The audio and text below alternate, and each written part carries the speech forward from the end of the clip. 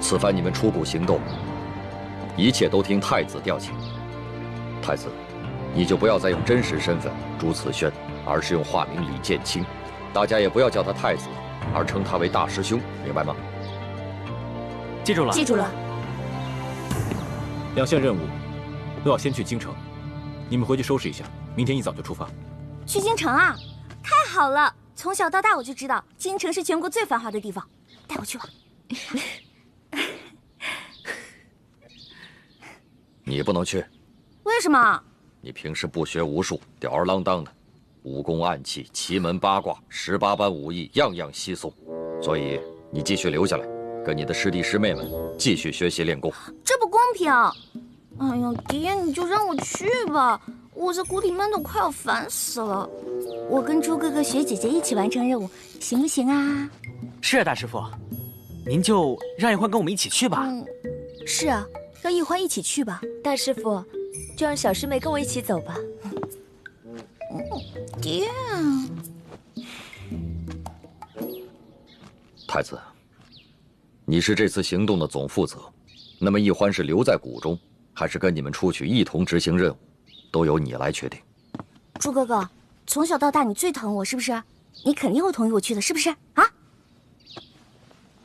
欢妹，此番我们出谷要执行的2项任务，都事关重大。我要对全局负责，更要对你的安危负责。所以啊，你就乖乖留在谷中，继续游山玩水，逍遥快活吧。等我回来，给你带好吃的。爹及诸位师傅在上，易欢历来胸无大志，唯愿吃遍天下美食，穿遍天下美衣，还有找齐珍贵药材，配出冰肌血肤养颜膏，治好倩影姐姐的脸。还望诸位师长原谅易欢违禁出谷，待实现3大愿望之后，易欢再回谷，负荆请罪。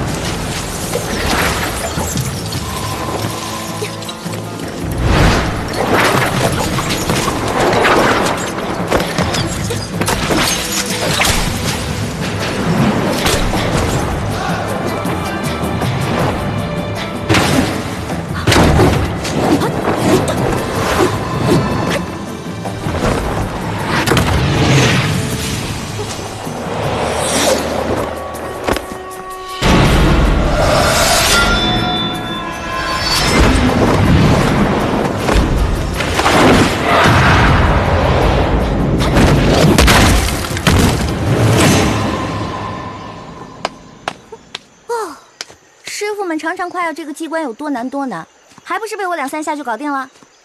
李易欢，你真是个天才！